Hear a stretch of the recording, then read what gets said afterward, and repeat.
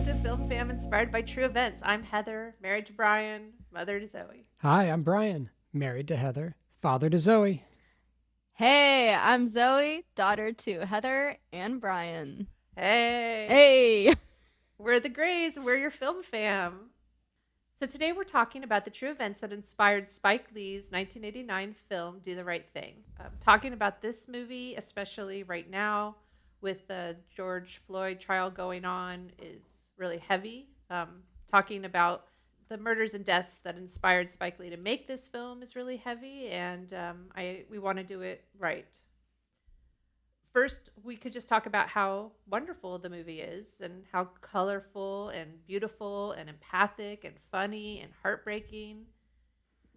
And just the most brilliant cast. I mean, like this, it's ridiculous to me, like how many people are in this cast that are all like so good and so like iconic. Like when you think of like an iconic character from this movie, like there's 7 or 8 like And so right many of off the them- top of your mind. For so many of them, it was their first movie. And Spike Lee Yeah. just found them and put them in a movie, and now they're stars. Yeah, it was like Rosie Perez's first movie. And I don't think know. Martin Lawrence? Yeah, I think maybe, but he had been like a comedian. It's a masterpiece for many reasons, and also right now in 2021, it is the only movie by a Black director on the American Film Institute's top 100 list. And hopefully they will update that list soon. It last came out in 2007, and bring other movies by Black American directors to the list, and that they move Do the Right Thing up to a higher number on the list, because on my personal list it would be pretty high up there. So Absolutely. I mean, the filmmaking. What stood out to me was the colors, the vibrancy of the Yes, colors yeah. that play with the emotions of the characters and with the stated heat that Right. goes on during the movie. all the There's only red, so much red. There's only so much you can talk about the heat and show people sweating, but the colors play it up and bring it into your living room, or I guess originally in the theater, and make you feel it. Yeah, I saw. I mean, because this whole thing was filmed in Bed-Stuy, but I saw that Spike Lee and I guess the set designer they like redid those blocks that they were filming on to like make the streets and the surroundings more red and orange and warm color palette so that it would all just feel so like hot, which it does. And I mean that's the whole point. Like it's simmering the whole movie. Yeah, it is one of those movies that is very enjoyable. I don't know. Saying enjoyable and entertaining, it's more than that. No, 'Cause but it's also very tragic. But I know what you mean because there's some movies are like good movies that it's like I don't feel like like when is the right time to like watch I don't know, like Apocalypse Now. Like there's certain movies that are like high up there on like some of the best movies made by Americans that we consider that are like not like a slog, but like it's hard to get into. And I've never seen a Spike Lee joint that is hard to get into. Like it just draws you in and keeps you there. Like it's so engaging, even when Right. it is like Engaging. so It's- tragic. It's Yeah, engaging from the get-go with that opening with Rosie Perez dancing, and yeah, and then very engaging all the way through, and then still elevated by what I think can elevate a movie, like the cinematography, the angles that he used, what they call them Dutch angles. We'll get more into that. I think we can talk a little bit more about it, but if you haven't seen it recently, if you didn't see it since 2020, I recommend watching it again right now because it is as relevant. It is 100% as relevant, if not more so, than in 1989 when it came out, which is very sad to say. yeah. I was talking about like wow, it feels because we decided weeks ago that we were gonna do this movie. This was always like one of the top ones we had in mind when we were starting this podcast, and then you know things happened with Duante Wright and with Adam Toledo, and like I felt like saying like this is very relevant, but like it's never not been really over the Right, past but 32 years. I mean, when this came out, I think Spike Lee was speaking a language that a lot of people spoke, mostly black people. And now, 30 years later, some white people have learned that language and they can receive the message in the way it was intended. He was talking about the classic question, as much as maybe Meatloaf gets asked, what is that? What is I won't do that? People ask Spike Lee, did Mookie do the right thing? And Right. he said, the only people who ever asked me that are white people. The black people, even back in 1989, they spoke the language. They knew what was going on in his head and why he did what he did. And now, 30 years later, it's kind of getting into the public consciousness that this doesn't really need explanation. It does. There's not this big question about what was going through his mind. People are starting to feel what was going on. Right. I But it mean, took a we're long having time. those conversations with everything that happened in 2020 of like finally white people and people that haven't been subjected to police brutality in the same way understanding that someone's business is not the same as someone's life and it's not a comparable destruction. Right. Which I know at the time was like controversial to white audiences, like if he should have done that. And yeah, I mean, I don't remember what I thought the first time I watched it because I was a lot younger and not very politically involved. It's just, and I think that's part of what the simmering does and the heat, the oppressive heat, the whole time building up to that ending with the literal fire, um, is just makes it feel so like something needs to give, like something needs to happen. And I'm not going to say it's cathartic because there's still no, that's something that is being talked about right now anyways. It's like there's not justice. Like it's still not justice because justice would be in not happening in the first place. But maybe just some kind of release. I don't know. It's a complicated topic. It's protest. Right. Well, so Spike Lee himself, he said that he was inspired to do the right thing after something called the Howard Beach incident, and that's what I'm going to talk about. So trigger warning in this episode for, I mean, at least in my story, I don't know exactly what Brian and Zoe are bringing, but my story has racial violence. Yeah, Yeah, mine as well. Yeah, and police brutality. right. Yeah. So on December 20th, 1986, 3 years before Do the Right Thing came out, four black men, Michael Griffith, who's 23, Michael Griffith's mother's boyfriend, whose name was Cedric Sandiford, he's 36, a friend named Timothy Grimes, who's 20, and Michael Griffith's cousin, Curtis Sylvester, also 20, and a Florida State University student, were traveling in a 1976 Buick from their Brooklyn neighborhood to Queens to collect Michael Griffith's paycheck at a construction site where Michael Griffith and Sandiford worked. On their way back, so this is something you know, you used to have to like pick up your paycheck. It didn't used to be like direct deposited because there was no internet to directly deposit it over. You used to have to go in person and pick it up in an envelope and then take it to a bank. I remember that from the movie Do the Right Thing. Yeah, that was cash business. Okay, so they go to the construction site in the evening, I guess, and then on the way back, their car breaks down. It's Curtis Sylvester's car, and it breaks down on, and I'm going to say New York places, even though I'm not from New York, but I want to include them in here. It breaks down on Broad Channel, Queens, about 3 miles from the neighborhood of Howard Beach. So first, Curtis stayed with the car, and the other three walked to a toll plaza that they had passed to get water to put in the car's radiator. Like they thought that could be what fixed it. And that took a while. It was 3 miles. So they had to walk 3 miles and get the water and then walk 3 miles back to the car. And that did not fix the car. So they tried to walk. They're like, okay, now we're going to walk to the closest neighborhood, which was Howard Beach. and they wanted to go there to find a payphone and see if they could get someone to like come out and help them. So Curtis Sylvester, he stayed with his car, and Michael Griffith, Curtis Sandiford, and Timothy Grimes walked into Howard Beach, which is a predominantly Italian American community. They were passed by a group of white teenagers in a car who yelled racial slurs at them, and then a group of white teens on foot who were on their way to a party also like stopped and shouted racial slurs and told them like, get out of our neighborhood, N-word, and then went on to their party.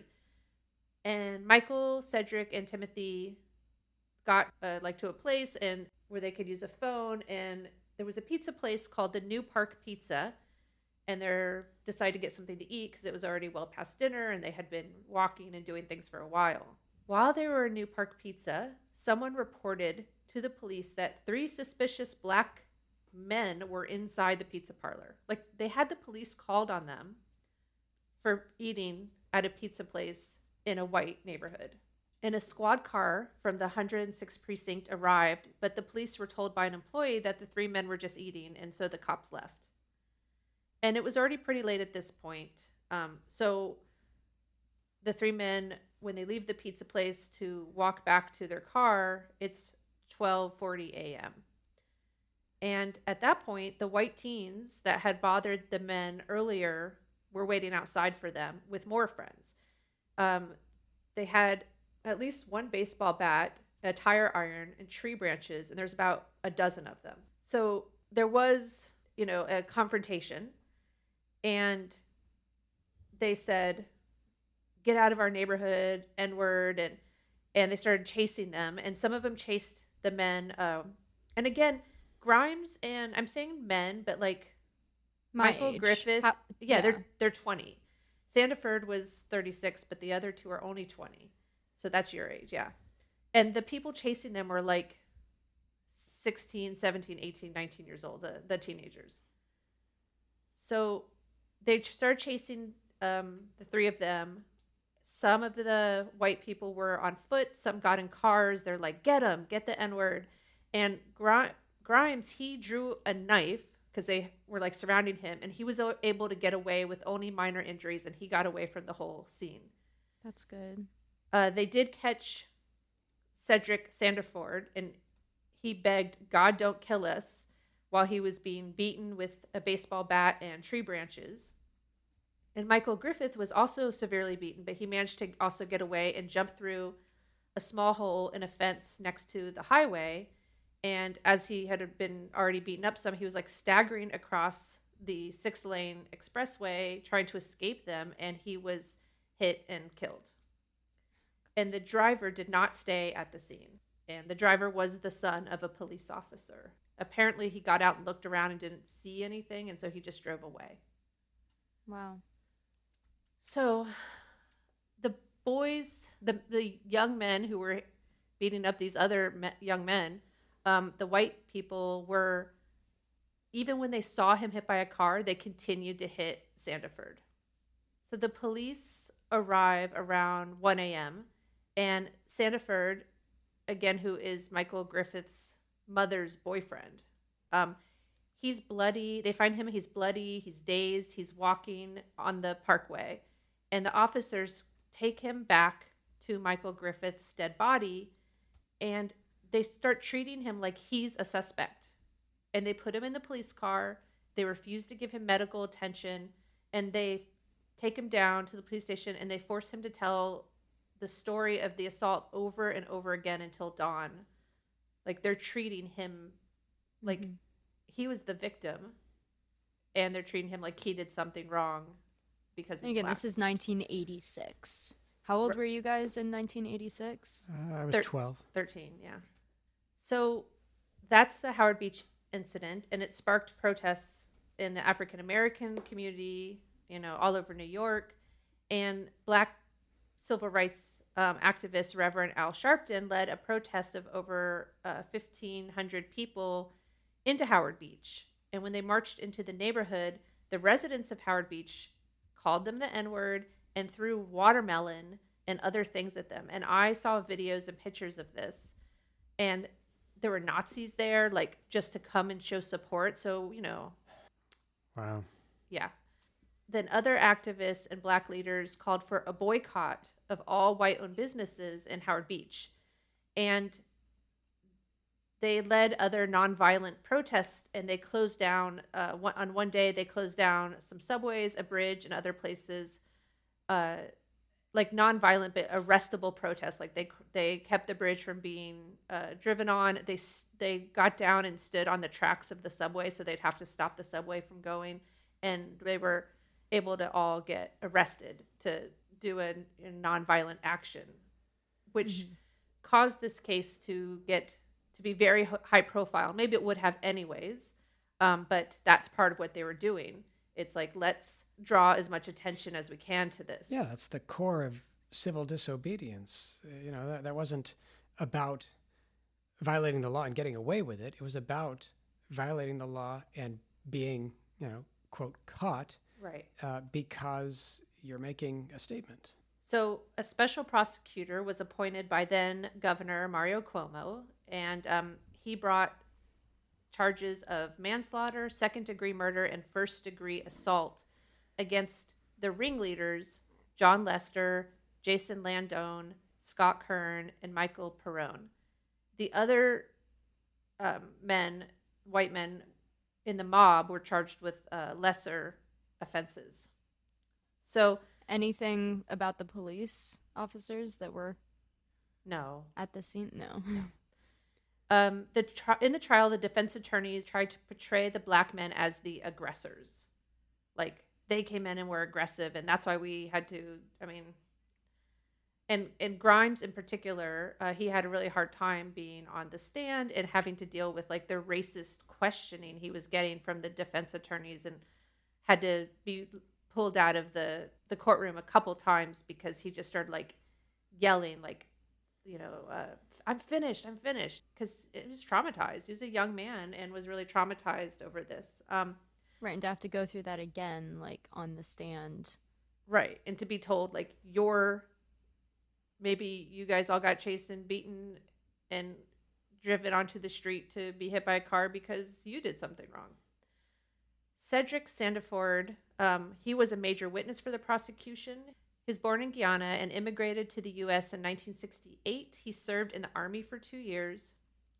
And during the trial, the defense tried to use his history of drug addiction and alcoholism to undermine his credibility. So they were really going against, they're lawyers, and I guess that's what they're supposed to do, but it was very racist profiling in the case. But one of the white boys / men, age 19 at the time of the trial, he cooperated with the investigation. And so he admitted that they confronted the black men at the pizzeria, that they shouted racial slurs, that they had metal baseball bats. He just admitted to all of it, and he cooperated. And so that really helped in the trial, that one of them actually came forward and admitted to what they did. So December 21st, 1987, it was a year and a day after the Howard Beach incident. And after 12 days of deliberation, the jury found the 3 defendants guilty of second-degree manslaughter and first-degree assault, but innocent of attempted murder and riot charges. John Lester, who was considered the ringleader, he held the bat. He was age 18. He was sentenced to 10 to 30 years in prison. Jason Landone, he's age 17. These ages are all at this time when they're being sentenced. So they were a year younger when the incident occurred.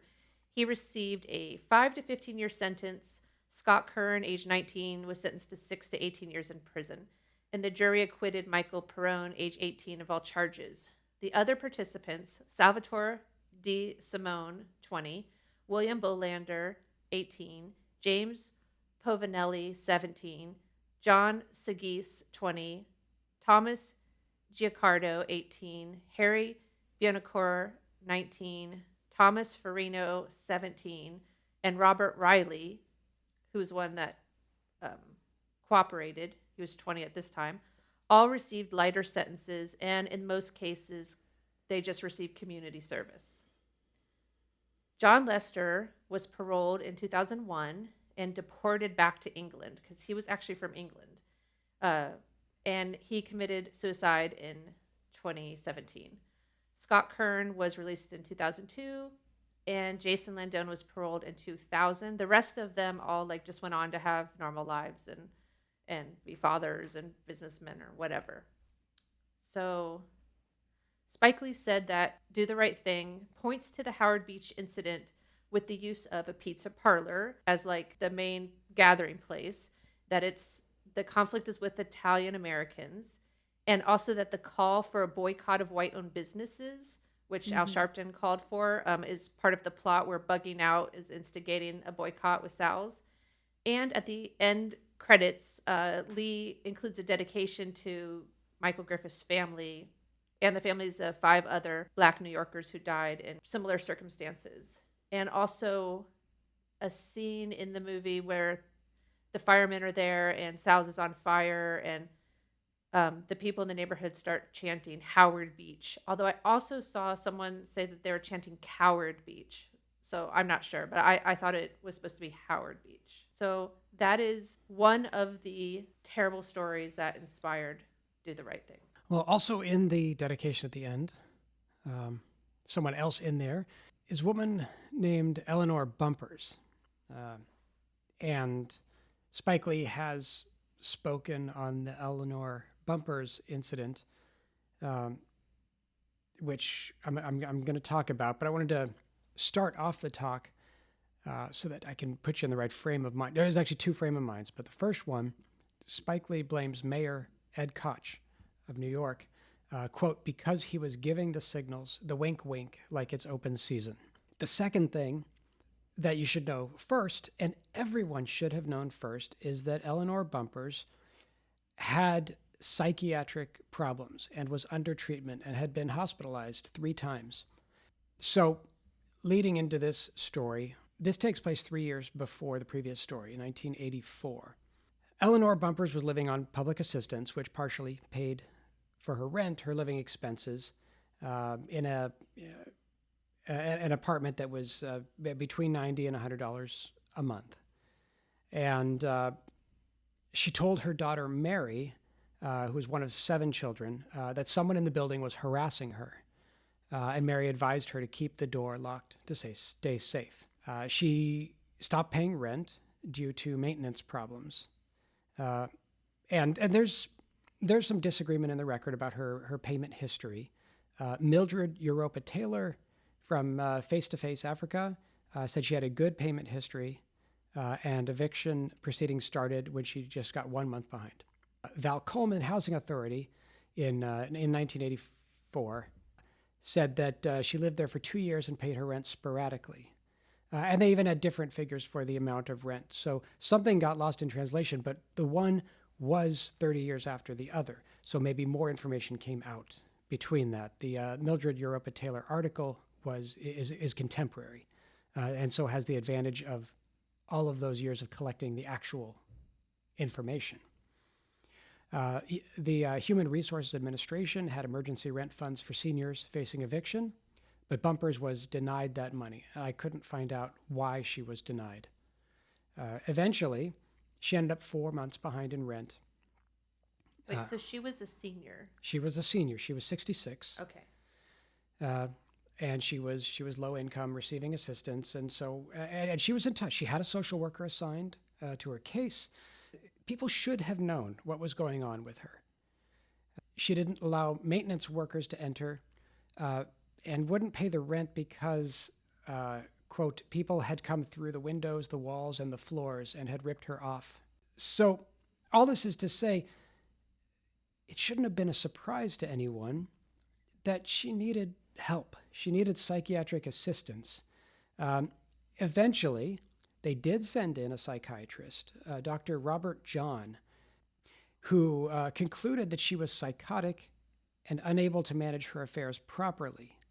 But in that meeting, she had a knife with her on the windowsill. During the meeting, she took the knife and put it across her stomach. She never brandished it.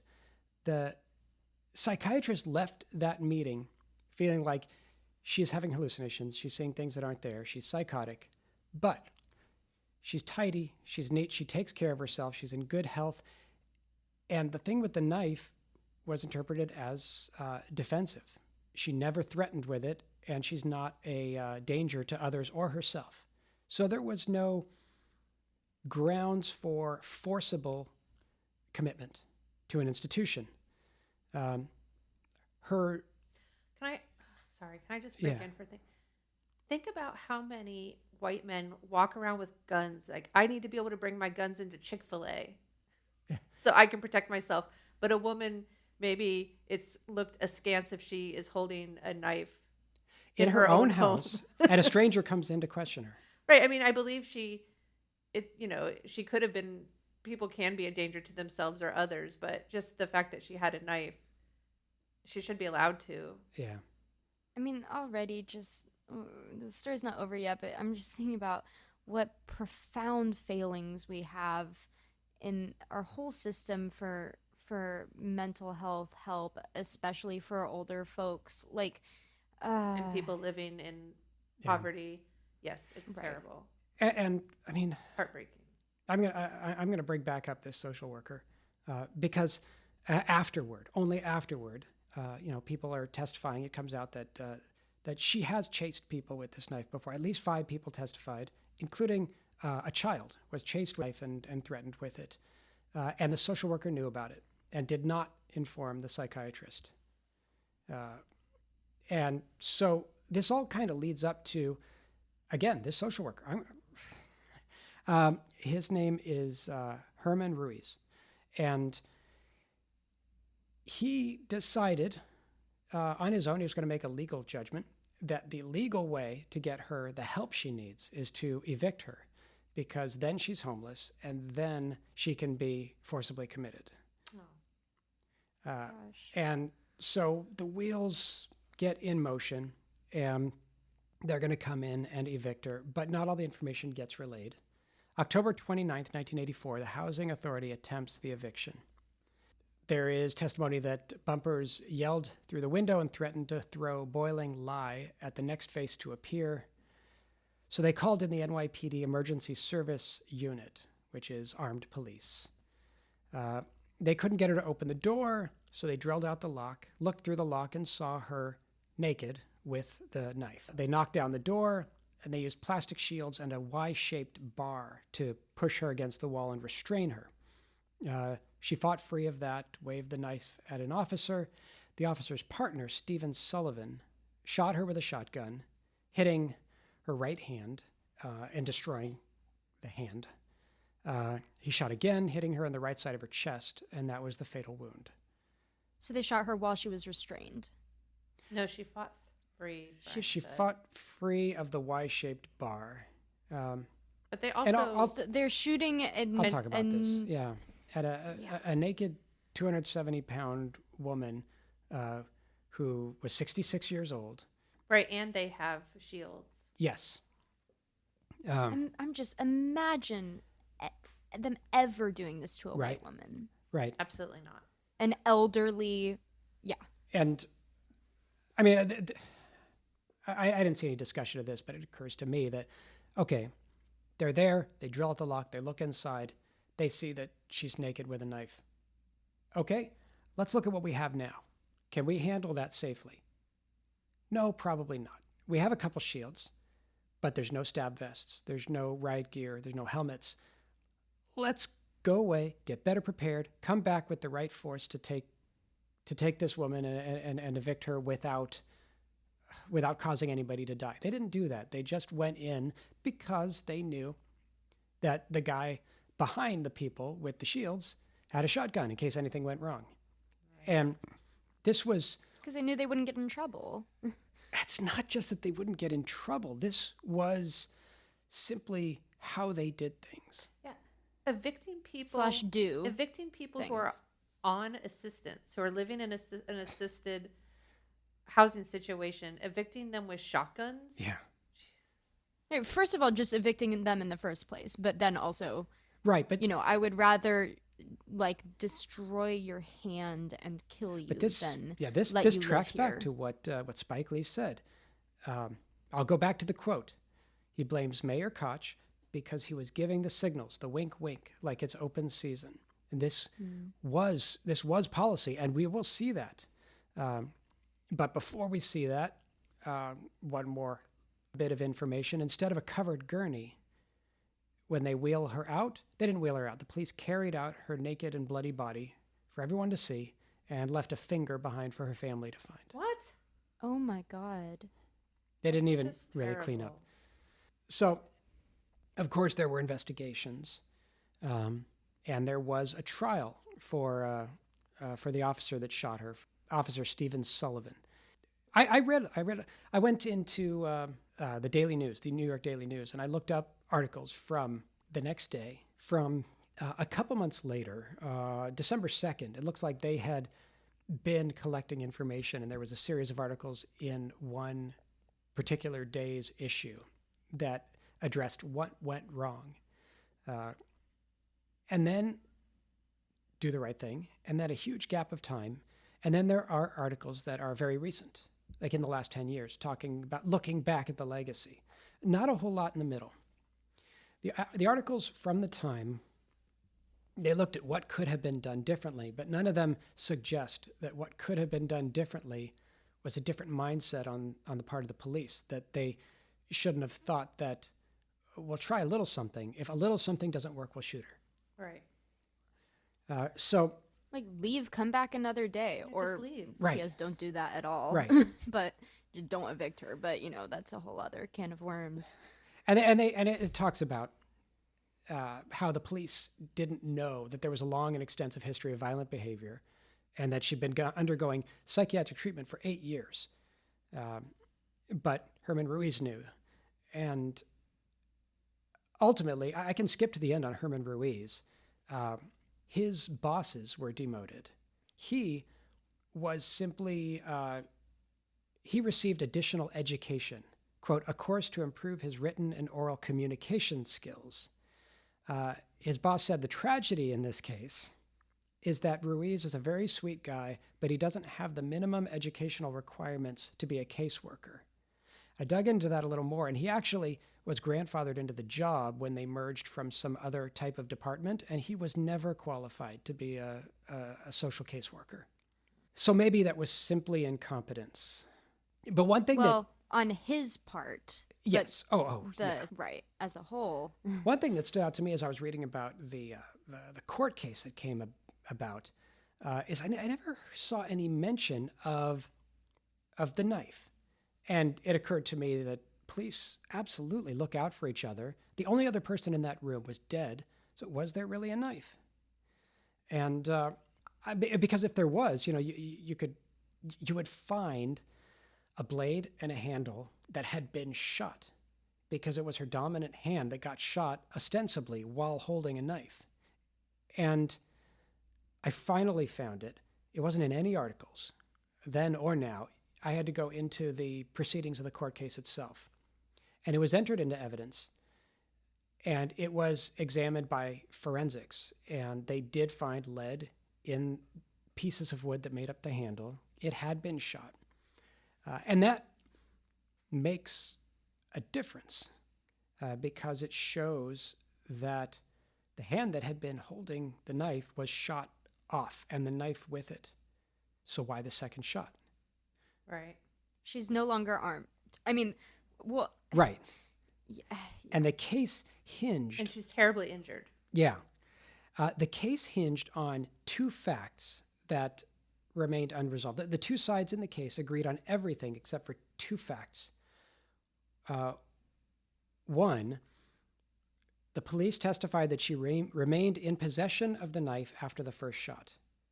Medical testimony contradicted that and asserted that it was anatomically impossible to remain in possession of the knife. Number two, the police say that it was 1 to 2 seconds between the shots. Witnesses outside the room heard 4 to 5 seconds between shots. So which is enough time to decide to shoot her again. exactly. I mean, this is in an analysis of the case in a quote from the case. It is apparent that the grand jury accepted the testimony of the expert witnesses. Also, that the jurors thereby rejected the testimony of the defendant and the other officer that Mrs. Bumpers continued to hold the knife in her hand after the first shot had been fired.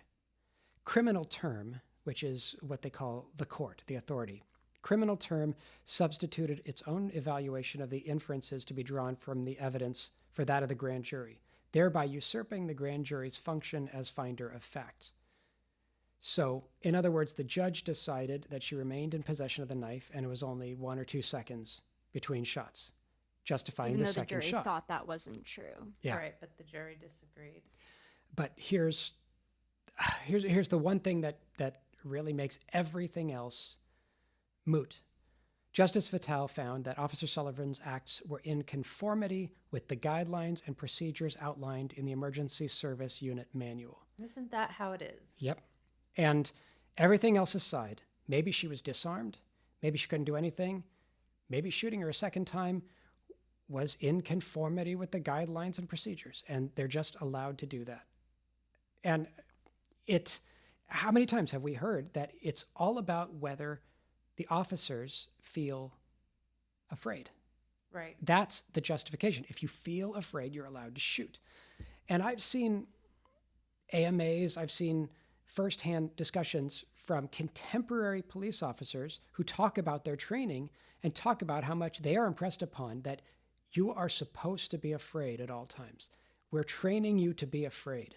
And so they're always justified in shooting as per the guidelines and procedures in their manuals. Right. And in our society, in our racist society of America, Black people are scary. So or brown skinned people. So whether you're a 60-something-year-old woman or a 13-year-old kid, you're scary, and then it's within the guidelines for them to shoot you if that's how they feel. Yeah. So the legacy of this, the NYPD did change its guidelines to require a senior officer to be on hand before police confront an emotionally disturbed person, and they began to carry less lethal weapons like tasers, and they're only supposed to use deadly force if there is an immediate threat to someone's life. So that seems pretty obvious, but those were new changes that came about after this. Right. It sparked national outrage.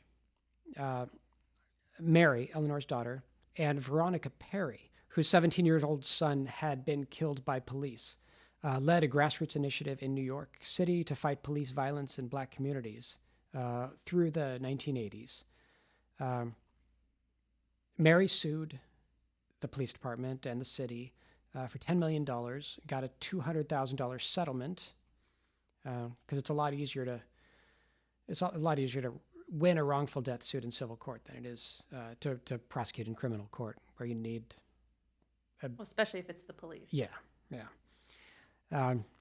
They were both keynote speakers at the Memorial Baptist Church in Harlem. They delivered rousing speeches. Perry said, "We will not stand for the KKK in blue uniforms."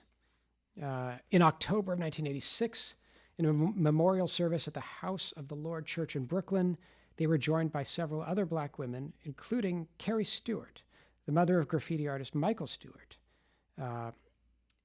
and a bunch of mothers of Black kids shot by police. They formed the Mothers of the Movement, a group of Black mothers whose sons and daughters had been killed while in police custody. And I feel like that ties in that Carrie Stewart was involved in this, because Zoe is going to talk about Michael Stewart. Michael Stewart. Yeah. So this is before both of your stories in 1983. And Michael Stewart's name is mentioned in Do the Right Thing. It's one of the things that they are shouting after the death of Radio Raheem, where they kind of mention probably a lot of these things that we've been talking Right. They about. say they killed him. They just killed him, and then they said just like Michael Stewart, and then they say just like Eleanor Bumpers. They mention both Right. those names, Right. one after the other. So this was 6 years before the movie came out. So Michael Stewart was an aspiring artist. He took photography classes. He was a student at the Pratt Institute in Brooklyn. He had tried some modeling, he'd started painting, and he had a signature tag that he left on walls doing some street art. He was he was 25. He was dating or had dated Suzanne Malouk, who famously she was part of this like neo-expressionist New York City movement. She also famously had a relationship with Jean-Michel Basquiat. So it was that circle where like street art was actually, and like graffiti art was really coming into like, I mean, it had been happening since, for over a decade, and building in But it was popularity, but at becoming this more point like there part were of the art actually scene. right, there were actually like galleries in Manhattan where yeah, it was coming, I guess, more like broadly accepted or known about, and like Jean-Michel Basquiat is like a very famous example of that. So the he had contact with Michael Stewart. Michael Stewart was kind of on the fringes of this group. Like he wasn't famous, but he wanted to be. He was only 25. He was taking art classes and trying to do all the, to do the things. In this night in 1983, he was leaving the Pyramid Club on the Lower East Side, which was a club that like artists frequented. There's like some drag stuff happened there.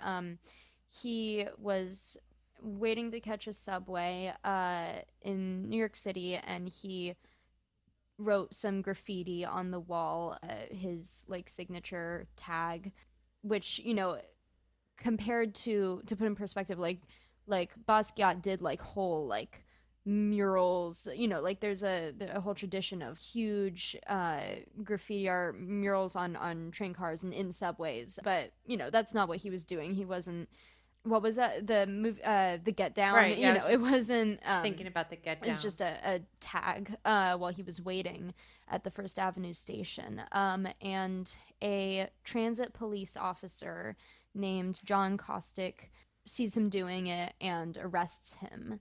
People aren't sure. I found a contradicting reports of like if it was like spray paint or if it was like a graffiti like marker or pen. So he arrests him for that. Michael Stewart asks him like, "Don't call my parents." He still lived with his parents. Like, I don't want you to wake up my parents to tell them that you're arresting me for this. And then he tries to run. He tries to get away, according to John Kostick, while they're waiting for the arrest transport van, and he's restrained. They put him in the van and they start taking him to the transit police station at Union Square, which is 2 blocks away. And the cops in the van said that he became quote unquote very violent in the van. All we really know is that he gets outside, and like they're right by the Parsons School of Design, and we know this because 27 Parsons School of Design students can hear the struggle as he tries to like get away again outside the transit police station, and the cops beat him very violently. They can hear like him screaming. They can hear the struggle. One of those students was Rob Zombie, who's like talked about like he was called in to testify and everything. So he's beaten unconscious, and they hog tie him with an elastic strap. There's multiple cops, 6 cops, with Michael Stewart. So he's booked at the station for resisting arrest and for unlawful possession of marijuana. Neither of which were the thing that he was even presumably arrested for in the first place, which was doing graffiti art, which we all know by now how easy it is to find a reason to arrest a Black person if you want to. Right, isn't that questionable why you even need to have police with guns ask people, like pull people over for traffic violations? Right. Because if you're white, then you can just pay your ticket, but if you're Black, now interacting with you with a gun. Oh, let me tell you, I know I probably impressed on Zoe maybe an unhealthy amount of paranoia about the police, but I grew up in a predominantly black area. And when I went to driver's ed, uh, it was maybe 90% black and taught by a black woman. And the instructions were keep a clip with you. Keep your driver's license, registration, proof of insurance free, not in a glove box. Keep them free and clipped. If you get pulled over, roll your window almost all the way down, leave about an inch or two. Clip your documents to the outside of the window. Put your hands through the window up to the elbow and kind of wave them around. Show that your hands are empty and leave them there as the cop approaches. This is what I was taught in driver's. I bet you they don't teach this in a predominantly white area's driver's ed. No. They deem him emotionally disturbed at the police station. And they decide to send him to Bellevue Hospital for psychiatric observation that night. It's the middle of the night. They put him back in the van. He arrives at Bellevue Hospital at 3:22 a.m. When he arrives there, he's handcuffed, his legs are bound, he's comatose. Wow. With a blood alcohol content of 0.22, which is very high. But he has cuts and bruises all over his body. And when he's like checked in and examined by the nurses at Bellevue, he is found, he's in a coma, he's brain dead. It's like he hemorrhaged, which suggested that he was choked or strangled, and he dies in that coma 13 days later. So the city's medical examiner, Dr. Elliot M. Gross, first look, said that Michael Stewart died because of alcohol poisoning. And Michael Stewart's family, is involved in this. I mean, he was still living with his parents. And also Suzanne Maluk is like part of this, trying to figure out like what happened to get justice, because he just got put in the back of that van, and by the time he showed up at the hospital was in a coma. And he had already been beaten before then with all of these witnesses from inside Parsons, but like, you know, he was alive at the transit station. Right. So he does Elliot Gross does a second autopsy and revises his statement to say that Michael Stewart actually died from a spinal cord injury in his upper neck. And then revises it a third time and says that Michael Stewart died from blunt force trauma. Wow. Oh. Well, then what do you do with all that revision? Right. So, and he originally, he maintains like the injuries, the bruising, the wrist abrasions didn't contribute to his death, but the nurses from Bellevue said that his hands and his face were blue on arrival. It took them 3 minutes to be able to get the cuffs off, and that he was brutally like beaten, and he had, you know, just like bruises and cuts like on his face and on his body. And Gross says that, you know, didn't contribute at all. So the Stewart family hires their own doctors who find the cause of death to be strangulation. But, and this is upsetting, they're unable to 100% figure out what happened because Gross, the city's medical examiner, removed Michael Stewart's eyes and didn't let them be studied. He removed those and kept them away from the other doctors.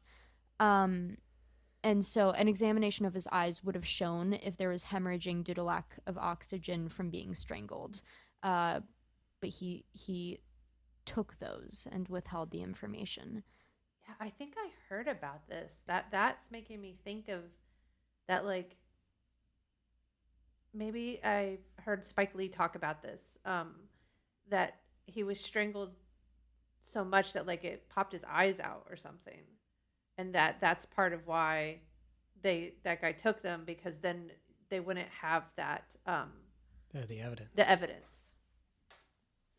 Right. It would have been, it could have showed evidence. I mean, and like, why hide it unless it did show evidence of strangulation, like the doctors hired by the Stewart family found. So that the family like petitions the city that Gross should be removed as chief medical examiner. But in the meanwhile, there's a grand jury investigation initiated into what really happened that night. And so there were witnesses, but there were conflicting reports from the witnesses because some of them said that they saw him be beaten by the officers. Others didn't say that they could see it. And no one could identify which officers did what. And there were 6 officers on trial, which kind of screwed with the case. And 7 months into this case, a juror initiates private investigations of the case. No. And it gets found out, and they have to dismiss the whole case, and have a retrial. Right, because that was like that triggered a mistrial or something. Right. Yeah, because you can't just do your own not when you're investigation a juror, no. as a juror. Right. So 20 Black community leaders, including the city councilwoman Mary Pinkett, go and protest outside of the Manhattan District Attorney's office, Robert M. Morgenthau, at the criminal court building, and he refuses to see them, I guess because the case is like active. But in the second grand jury case, 3 of the officers are on trial, for criminally negligent homicide, assault, and perjury, and the other 3 just for perjury, because they said that they didn't see anything happen. And it's an all-white jury, and they're all acquitted. And the only person who faces departmental charges in this whole thing is John Kostick, the original transit officer. And so off-duty MTA officers go and march along Madison Avenue with signs that say, like, "End the witch hunt. When are we finally innocent?" And there were counter demonstrations to that. And 3 MTA board members get this report from a retired federal judge named Harold R. Tyler Jr., who was chiming in to see if any of their officers should face departmental charges. And he was the one who said that Kostick perjured himself by saying, Kostick said that he still saw Stewart breathing in the back of the van, but medically they found out that couldn't be true because of the time of death, or the time of when he went into the coma. So they said that Kostick perjured himself, but no one else was responsible for anything. And 2 out of the 3 board members that were reviewing this agreed. But the third was a woman who had a strongly worded dissent saying that the officers and their supervisors should face charges. But she was outvoted. And all that happens on this end, I'll talk about the social ramifications in a minute, but all that happens on this end is that, I kind of want to talk about this for a sec, that the board approves additional training for transit officers in the handling of emotionally disturbed people. Additional training. Yep, and this is a big thing right now that maybe is going to be controversial, but there's a big talk about reform / defund when we're talking about the police right now in 2021. And a lot of what the current evolving thought is that I, especially reading this, can't help but agree with is that you it is not enough to have more seminars and like classes for police officers in how to properly exist in a system that is so fundamentally and institutionally racist. There cannot be do the thing that you have been doing, but just do it slightly better. Because the thing that they have been doing is, like Dad was talking about in his story, if that's just the protocol, if I mean, talking for a second about Duante Wright, which just happened when we are recording this,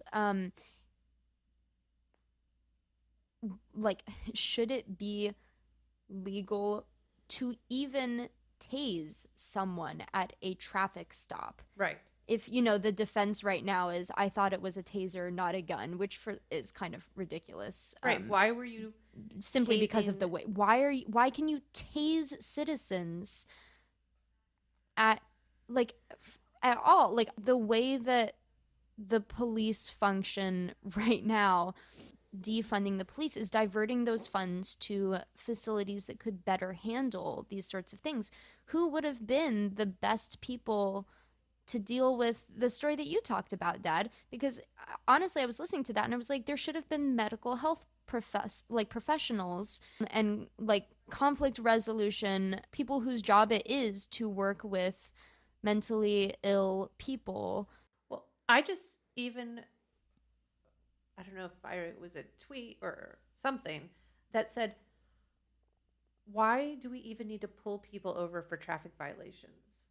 Like, just Well, write down their, We have the technology now. like, just send them a bill. Like, you don't need to engage people. Like, you don't need to be a person with a gun engaging someone because their tail light is out.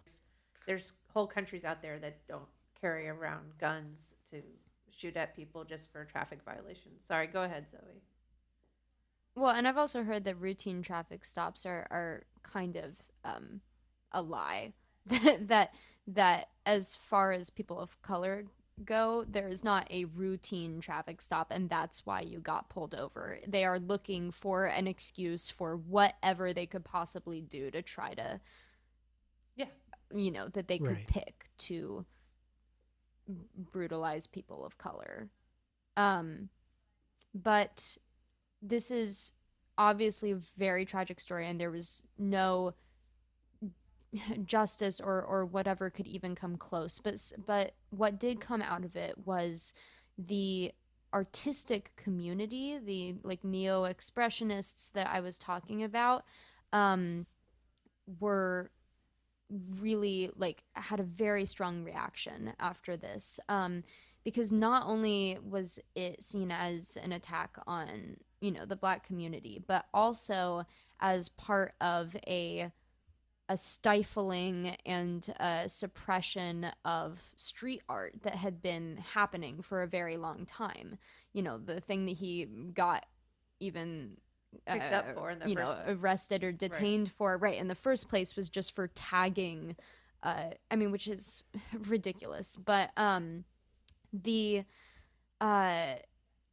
Suzanne Maluk, who is one of these East Village 1980s creatives, she decided to try to organize this Michael Stewart Justice Committee. So they hired a legal team, because the family ended up eventually suing the city. Dr. Gross was fired. The parents were given $1.7 million in a settlement. It is good. I mean, I'm glad that she was Dr. Gross was right, that- fired. Yeah. Yes, yeah, that he was fired. Yeah, 100%. And so the way that Maluk raised money for all of this, she went to one of the things she did was go to galleries that were showing graffiti art, like galleries of graffiti art, and ask for donations. She got a she got money. Actually, Madonna did a show at Danceteria and donated all the proceeds um, to the Michael Stewart Justice Committee. And Keith Haring, uh, I mean, famous queer artist from the 1980s, Keith Haring gave a big donation. He gave the money from a sale of one of his paintings. He painted there's a painting from Haring called Michael Stewart USA for Africa, and he was getting more and more politicized as an artist right around then. And he wrote in his journal at the time about Michael Stewart. They know they killed him. They will never forget his screams, his face, his blood. They must live with that forever. I hope in their next life they're tortured like they tortured him. Basquiat paints a painting called The Death of Michael Stewart. Andy Warhol, in part of his headline series painting from 1983, has like a New York Daily News article about Michael Stewart's death featured in it. There's David Hammons, a social realist, had a stenciled print a few years later called "The Man Nobody Killed" that was about Michael Stewart. So that a lot of, a lot of artists really, really responded to this happening, because it was seen, it was also like an assault on artistic freedom, and yeah, and then Spike Lee. I mean, this was the first thing chronologically out of all of the ones we've talked about that is mentioned in Do the Right Thing as an influence. And it makes me wonder if, this was one of the things that made Spike Lee first start, how he wanted to make this movie. I mean, it's all tragic on a truly incomprehensible institutional level that dates back to the history and the founding of America. And it all manifests in a very, I guess you could call it passive aggressive, but it's a very unaccountable way of passing the buck, where it's all just, that's the way it's always been, that this is just policy. I'm just doing what I've been trained, and the trainers are just doing what the manual says, and the manual is written by so many people that you can't identify one, and at any rate, they're all dead anyway, and there's no one to blame except everybody. When Do the Right Thing comes out, many white reviewers in New York and just in the film industry in general did not like it. It was 1989. It wasn't 2020 where there are lots of liberal white people who were out there maybe protesting or at least posting about George Floyd. They were saying, like, this isn't what's real. Spike Lee made this up. This isn't how things really are. Spike Lee he's a race baiter. He just wants black people and white people not to get along.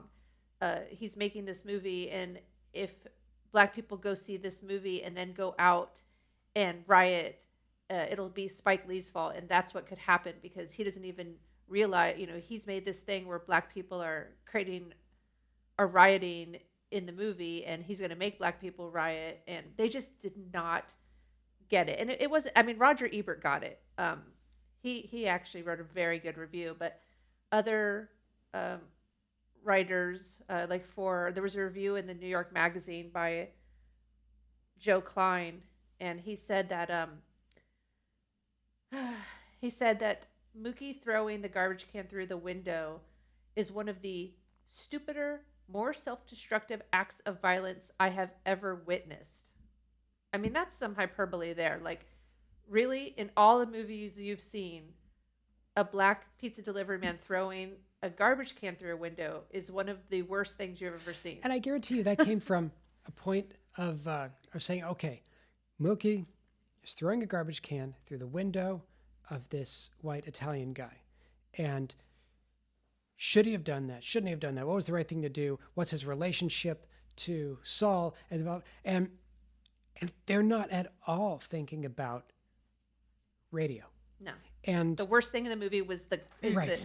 window broke, not Radio Raheem And the was point choked was, and killed. at that moment, Mookie was only thinking about radio. He wasn't weighing, is Saul the right guy to take out my anger on? He was feeling his anger. And the people evaluating the movie look completely past that. Right. I mean, I saw some things was like, well, maybe he did it to try to like draw attention away from Sal as a person so they wouldn't hurt him physically and just divert attention to the store. I'm like, I mean, maybe, but honestly, it's Mookie was working for him and was, I mean, the way it was staged, like standing up there next to these white people while everyone else like mourned and raged and like there's a certain point where you can't like you have to do Right, and this- something, and I think that's why it was Mookie who did it, right? Because He's the right. the black person that the audience is most sympathetic for. And actually Spike Lee did address that idea that maybe Mookie was trying to help Sal like like him It's not personally. about Sal. And Spike Lee said no. He said that is Yeah, not what's no. happening. He is Sal's not the angry victim and in hurt. this story. And this came right after a scene of immense hypocrisy where Sal said, I'm renaming this restaurant Sal and Sons. And Mm-hmm. so it's me and my sons, and you're gonna be owners too, and you're gonna take it over someday. And Mookie, I've always thought of you as a son, and you always have a home here. And he didn't mean that Mookie's going to be an owner of the place. He said you're like a son, but you're not a son. And he You can always work here as a pizza delivery Yeah. boy. Yeah, you're always welcome here to Well, earn and minimum wage. the second that he snaps, he starts using racial slurs, and he initiates the Yes. violence. It was not violent.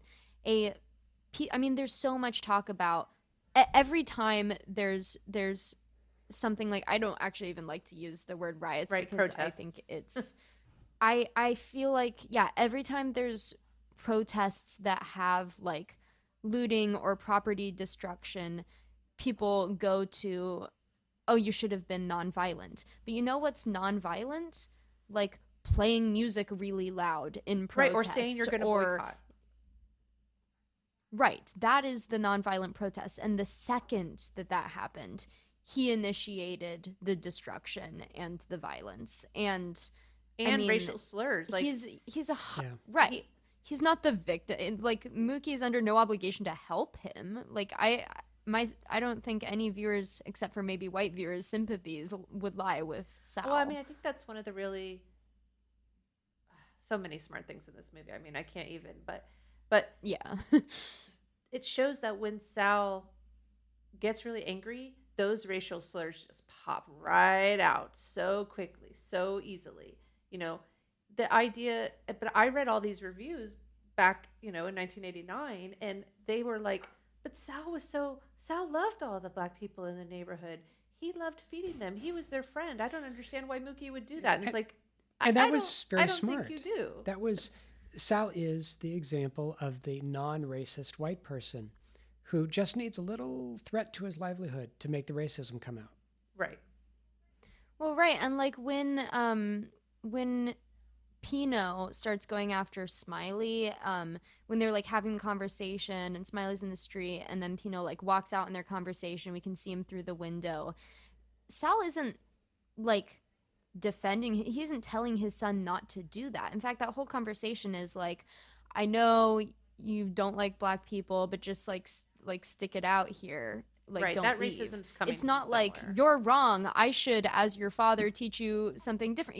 Like not at all. No, it's he's portrayed as different from Pino in that he isn't in the beginning of the film trying to enact violence on people of color, but he's not anti. That's the thing, is like being, if you're not racist, in order, like, you have to be anti. It's not enough to just Right. And that's not what use the a wall, slur. And he's Right. passive until he's Right. racist. Really, it's that's never what the wall good. of pictures of just white Italian American people. right. In some ways, I don't think people could understand it. A lot of the reviews I saw from 1989 were like, Bugging Out just has this stupid thing that he's making a trouble about. The idea that, there should be representation.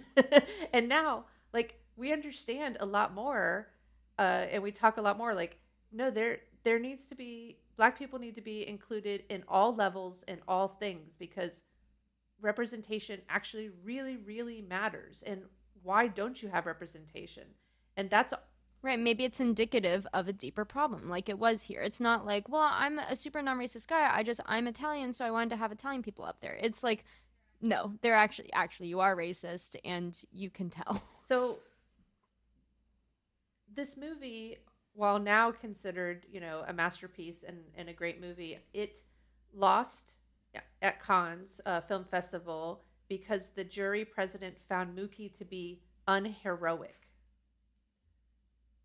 The movie that won, though, and I'm kind of stealing this joke a little bit, was Sex, Lies, and Videotape.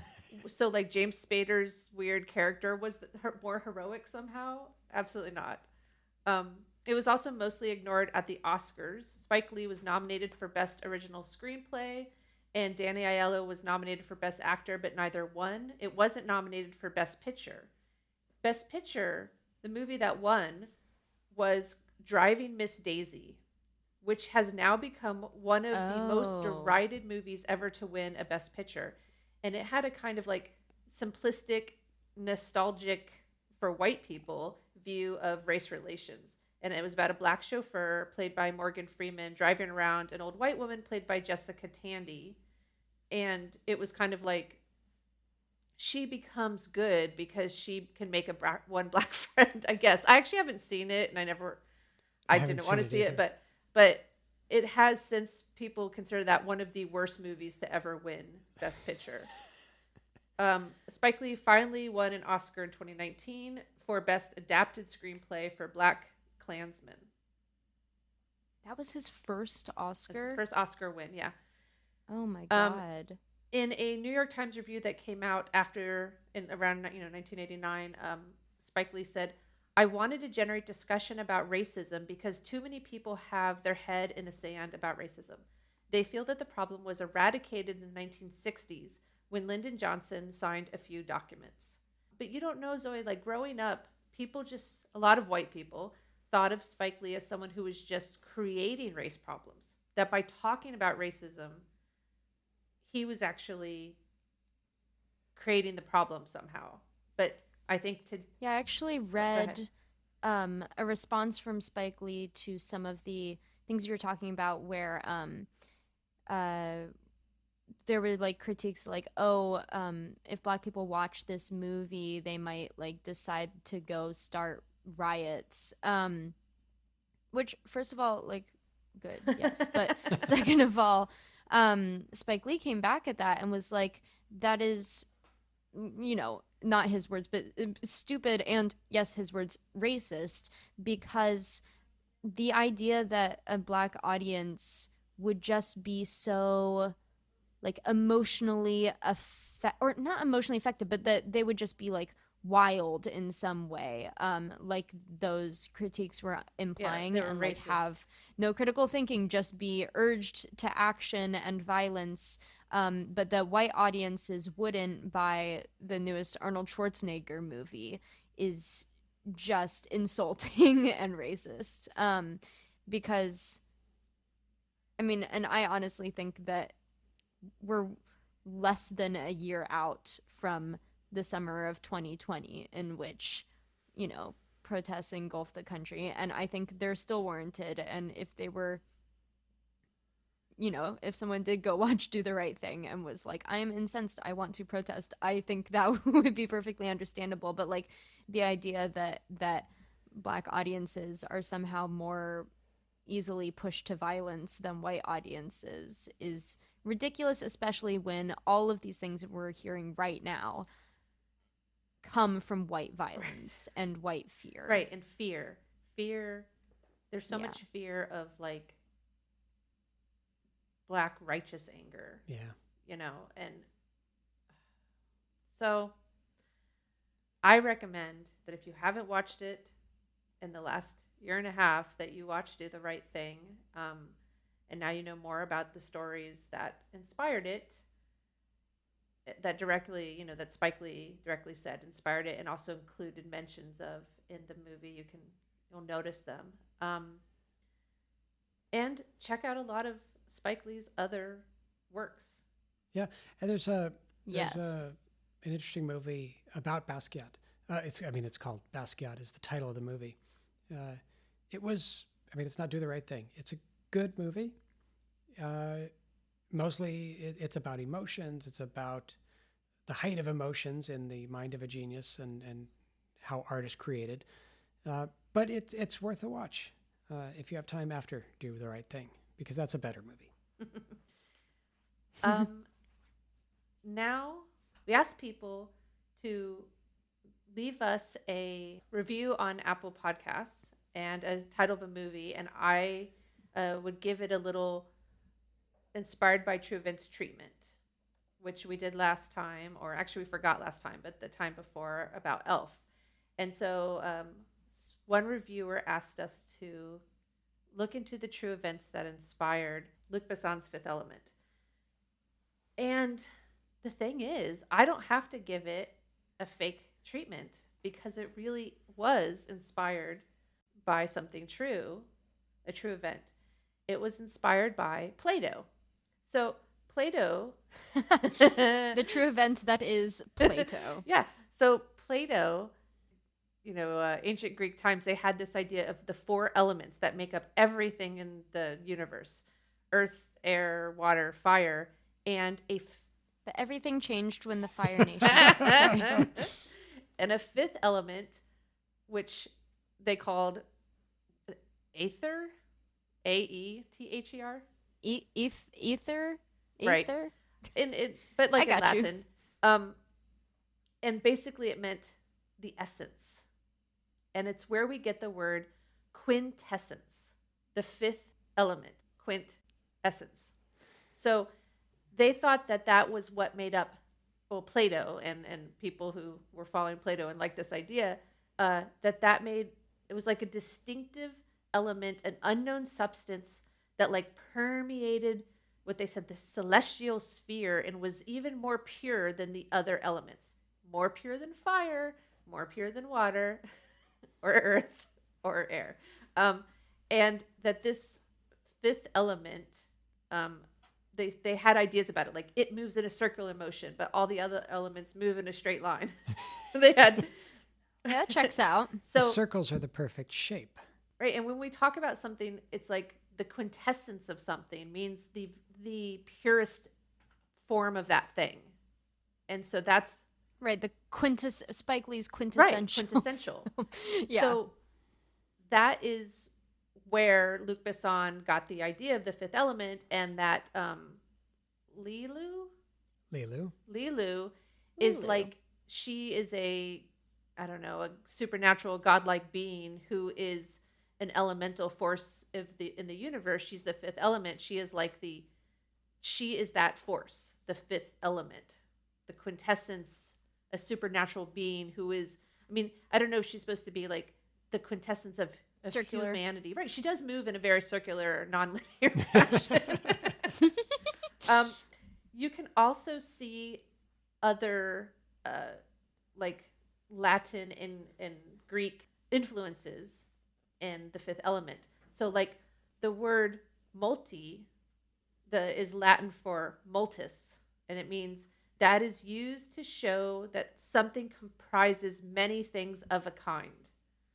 Multi. And then the Latin word passus, which means to step or pace. So multis passus is one of the Latin roots for one of the Multipass. multipass. Lilu Dallas multipass. Ruby, Rod. rod. So ruby is red, and rod is, I don't know if you know this, but they actually spell it RHOD, like roads, like the Greek. I can't tell if this is the part where you're doing bullshit or if this is. I genuinely can't tell if No, this it's is actually spelled real information or RHOD. not. It is spelled RHOD. And that could come from the Greek rhodos, which could be it could be rhodron, like rose, or it could be arid, which means snake. So like red snake or red rose is what Ruby Road can come from. Okay, but and Ruby Rod was played by Chris Tucker. You know, Yes. Chris is short for Christ. Is the Yes. Christ, and Tucker is short for Tucker. I hardly know her. Okay, so that is the true events That inspired. inspired Fifth I Element. is it gonna ruin our bit if I say a real thing Oh about no, the because Fifth Element? we can no. Well, you'll just cut it out if No, I because say I'm going to something say some true. true things as well, and I have, and all the things I've just said are true. But go on. Well, right, of course. I actually, this movie is one of the quintessential examples of one of my favorite ever sexist tropes called "Born Sexy Yesterday," which is an actual thing. That Lilu is one of the biggest examples of a "Born Sexy Yesterday" character, which is like a woman. I mean, it's pretty self-explanatory. It's like a woman who's either who's very childlike and like doesn't know anything about the world and yet is super sexy and like you can and will have sex with her in She's the kind of course like a the child movie. that you can have sex with. Well, but at some Right, point, it's a child that you can have at some point, Corbin Dallas kisses her, and she says "ectogamut," I think, which translates to "never without my permission." And I think she like hit him or something.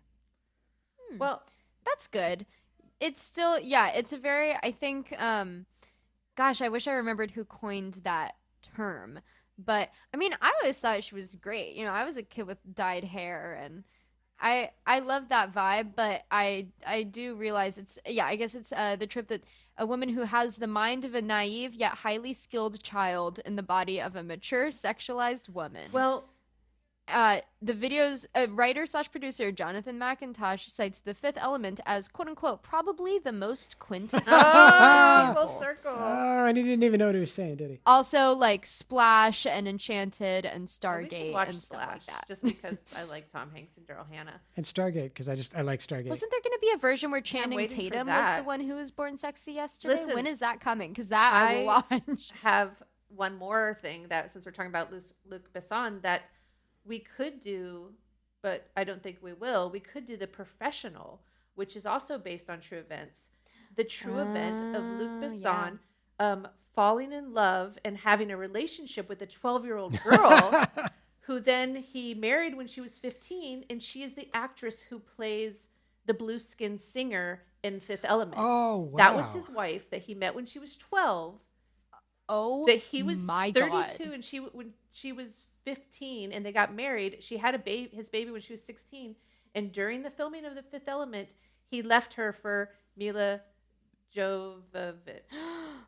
So we know He, he left her after picking her up as a 12-year-old. I'm not saying that I Right. want them to be No, together, and but let me dear God, why are hmm. men like that? So right, the true event that inspired The Professional, the actress, which I am pulling up her name right this second. Y'all are getting Yeah, a a two for one. Her name is Maiwen, M-A-I with two dots over it, W-E-N-N. Oof. Okay, Mayouen. so Is she Welsh? she's French. Ah. So she was 12 when they met, and he was 29, and they began dating when Oh. she was 15. And then at 16, she gave birth to their daughter. And she says she was in the DVD extras for the film Leon the Professional. She says the film is based on her relationship with Luc Besson. So they included it in the DVD extras. And Making me feel squicky about being yeah, Matilda for Matilda, Halloween. in that movie, they just have a like emotional relationship, I guess. But in real life, just let her grow up a couple years, and then he married her. So that is the true story behind The Professional. That we're not going to do a whole episode on because I don't want to. Right, we've already done it. I can't end this episode without just a shout out to Giancarlo Esposito Yeah. for like his performance, I mean, because we're seeing him so much nowadays, because he's in The Mandalorian, he was in Dear White People, Better Call he was in Saul. something else that we just saw. But yeah, and I mean, he's in so much nowadays, but like seeing him young and in a role where he really gets to play a black character, which I know I've seen interviews with him, like, is something that he's talking about now, of like with his identity. Like, I think this was kind of a big deal for him, getting to like play a black character in a black community talking about black Right, issues. yeah. And oh my gosh, he just completely killed. I mean, in a really good, talented cast, he absolutely kills Yeah, it. he was everyone in that movie. I mean, I really recommend people going back and watching it if they haven't seen it recently, because it's so good. The acting is good, the cinematography is good, the music is great. We actually Oh, the music is so good. And Public Enemy's song that they wrote yeah. for okay, this you know, movie he's also is so good. Giancarlo Esposito is also in The Boys. That's the other thing. Right. Yeah, he's like a villain in so many things nowadays. A kind of like cold, calculating villain, that it's so cool to see him young and like this like firebrand, you know. Oh, I wanted to say two of the actors, actually. The actor that played the mayor, Ossie Davis, and Ruby the Dee. actress that played Mother Sister, Ruby Dee, are actually a married, or were a married Yeah. couple who Spike Lee's dad knew. Spike Lee's dad was a musician who scored like lots he of his scored Do the films, Right and he Thing. like knew them. Yeah, which I think is so sweet, seeing their chemistry. Yeah, in the you want them to movie, get too. together. Yeah. So yeah, we'll have a treat at the end of this episode. Neither Brian nor Zoe's song, but a special music type thing from Do the Right Thing. So stay tuned at the end of the episode to hear something from the actual movie. And Zoe, if you're around NYU, you bump into Spike Lee, tell him I say hey. I am 2 degrees away from Spike Lee. I have a friend from my studio who met Spike Lee. I mean, he's just here at our film school all the time, apparently hanging out with people. So yeah, if I catch him around the block, I'll Like Film Fam, inspired by true events, subscribe to hear more stories that inspired our favorite films. For photos and links from the show and other shenanigans, follow us on Instagram at FilmFamPodcast, on Twitter at FilmFam_podcast, or on Facebook at FilmFam Inspired by True Events. If you have any questions, comments, corrections, or films whose inspiration you would like us to explore, you can email us at filmfampodcast@gmail.com. Thank you, Brian. Thank you, Zoe. Thank you for listening. See you next time. Bye. Hey Jay, if I want to take a shot in the middle of the day, it's alright. Fuck style. We love roll call, y'all. Boogie Down Productions, Rob Bass, Dana Dane, Marley Marl, Olatunji, Chuck D, Ray Charles, EPMD, EU, Alberta Hunter, Run DMC, Stetsasonic, Sugar Bear, John Coltrane, Big Daddy Kane, Salt and Pepper, Luther Vandross, McCoy Tyner, Biz Marquis, New Edition, Otis Redding, Anita Baker, Thelonious Monk, Marcus Miller, Branford Marsalis, James Brown, Wayne Shorter, Tracy Chapman, Miles Davis, Force MDs, Oliver Nelson, Fred Wesley, Maceo, Janet Jackson, Louis Armstrong, Duke Ellington, Jimmy Jam, Terry Lewis, George Clinton, Count Basie, M. Toomey, Stevie Wonder, Bobby McFerrin, Dexter Gordon, Sam Cooke, Parliament Funkadelic, Al Jarreau, Teddy Pendergrass, Joe Williams, Wynton Marsalis, Phyllis Hyman, Sade, Sarah Vaughan, Roland Kirk, Keith Sweat, Cool Mo D, Prince, Ella Fitzgerald, Diana Reeves,